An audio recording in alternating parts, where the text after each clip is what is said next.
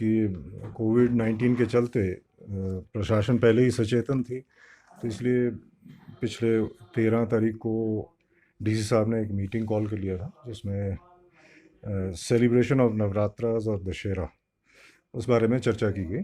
तो जो एसओपी उन्होंने जारी की है जो डेवोटीज़ हैं उनके लिए, कि एक तो जैसे ही वो मंदिर परिसर में आएंगे तो आरोग्य सेतु ऐप उनका ऑन होना, ब्लूटूथ ऑन होना चाहिए, आरोग्य सेतु ऐप डाउनलोड होना चाहिए, और स्क्रीनिंग जैसे आप देख ही रहे हैं हो रहा है। उसके लिए पैरामेडिकल स्टाफ को अपॉइंट किया गया है, मतलब डिप्यूट किया गया है rather, और एसएमएस मेंटेन करना ही पड़ेगा, कि कोविड का है ही। एसएमएस मतलब सेफ डिस्टेंसिंग, मास्क, सैनिटाइजेशन, ये तो चलेगा ही।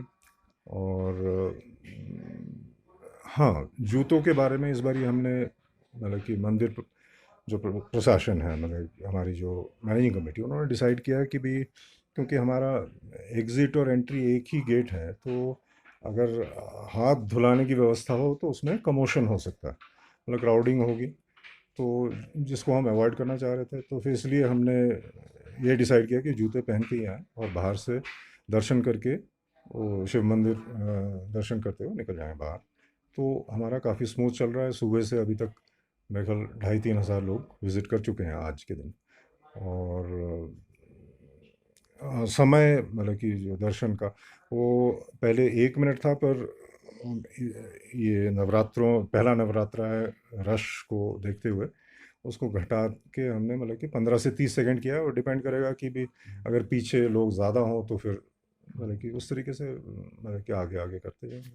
बिल्कुल मना ही किया है कि भी इस बारी उन्होंने कह ही दिया है कि भी कोई भंडारा नहीं होगा, कोई चुन्नी नहीं चढ़ेगी, नारियल, टिक्का, प्रसाद, फिर कोई कंजक, कन्या पूजन, मुंडन, हवन, कोई सेल्फी, फोटोग्राफी, कुछ नहीं होगा। तो ये तो जब प्रशासन ने बोल ही दिया तो हमने उसका, मतलब कि पालन किया। हर बार की तरह इस बार चूँकि डीसी साहब के पहले एक आदेश थे कि भी शॉप्स होंगे ही नहीं, क्योंकि जब ना कुछ दिया जाएगा ना कुछ लिया जाएगा तो कोई मतलब नहीं होता। तो पर फिर उन्होंने शायद कुछ बोला होगा, अपील की होगी, तो इसलिए उनको अलाउ किया, क्योंकि कई श्रद्धालु जो हैं घर के लिए प्रसाद वगैरह ले जाते हैं, तो इस कारण से उनको अलाउ किया गया। टाइम कोई किस समय आरती लेकिन 6:15 और 6:30 के बीच में होती है, वो डिपेंड करता है, मतलब कि जैसे सूर्यास्त के बाद ही। तो आप मतलब एग्जैक्ट टाइम के लिए तो मंदिर में पुजारी जी से पूछ लीजिए। प्रदेश सरकार कृषि विभाग हिमाचल प्रदेश सभी 12 जिलों में सुभाष पालेकर प्राकृतिक खेती को बढ़ावा दे रहा है। प्रदेश में सुभाष पालेकर प्राकृतिक खेती को प्रोत्साहन देने के लिए जोरदार प्रयास चल रहे हैं। खुशी की बात है कि हमारे किसान भी प्राकृतिक खेती करने को आगे आ रहे हैं।